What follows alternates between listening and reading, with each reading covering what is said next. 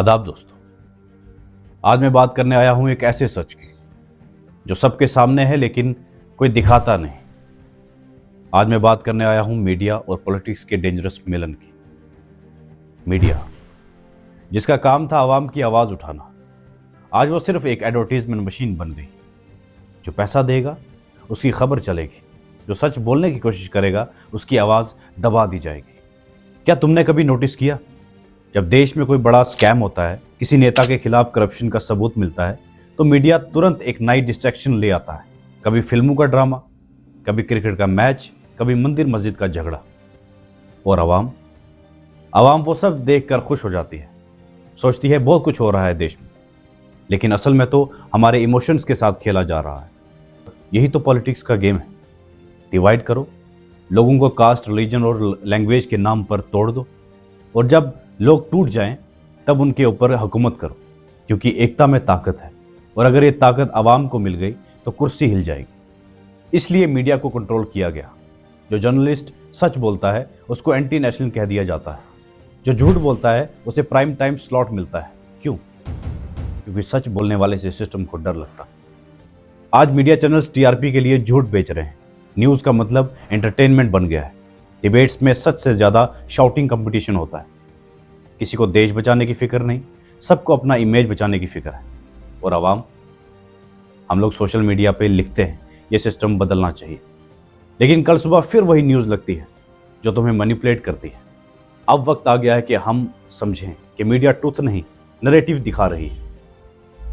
हमें वही दिखाया जाता है जो सिस्टम चाहता है कि हम देखें, वो नहीं दिखाया जाता जो हमें सोचने पर मजबूर करे।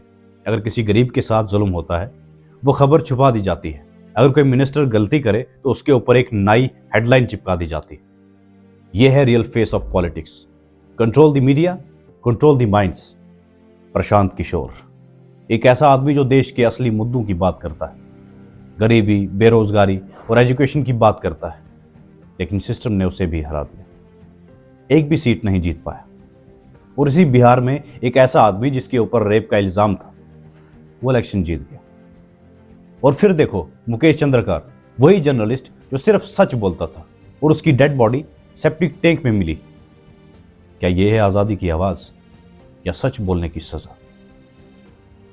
और फिर सोनम वांगचुक, एक ऐसा इंसान जो देश के एनवायरनमेंट के लिए लड़ता है, उसे जेल में 48 दिन तक बंद रखा गया।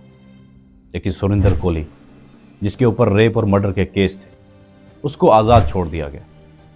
यह है नया भारत, जहां सच्चाई को लॉकअप में डाल दिया गया है और क्राइम को कुर्सी मिलती है। मुझे सिर्फ इतना कहना है, आवाम उठ जाओ, आंखें खोलो। हर हेडलाइन पे यकीन मत करो। हर न्यूज़ एंकर के चेहरे के पीछे एक एजेंडा छुपा है। अगर सच चाहिए तो अपने आसपास देखो, उन लोगों को देखो जो सफ़र कर रहे हैं, उन मजदूरों को देखो जो बिना आवाज़ के जी रहे हैं। वही असल न्यूज़ है जो मीडिया कभी नहीं दिखाता। याद रखना, जब मीडिया बिक जाता है तो आवाज़ मर जाती है, और जब आवाज़ मर जाती है तो देश सिर्फ एक थिएटर बन जाता है, जहां सब एक्टिंग कर रहे होते हैं, लेकिन सच स्टेज के पीछे दफन होता है। मैं आवाम से रिक्वेस्ट करता हूं, सवाल उठाओ, सोचो और सच ढूंढो, क्योंकि अगर हमने आवाज़ नहीं उठाई तो एक दिन हम भी खबर बन जाएंगे और कोई मीडिया उसे दिखाएगा नहीं।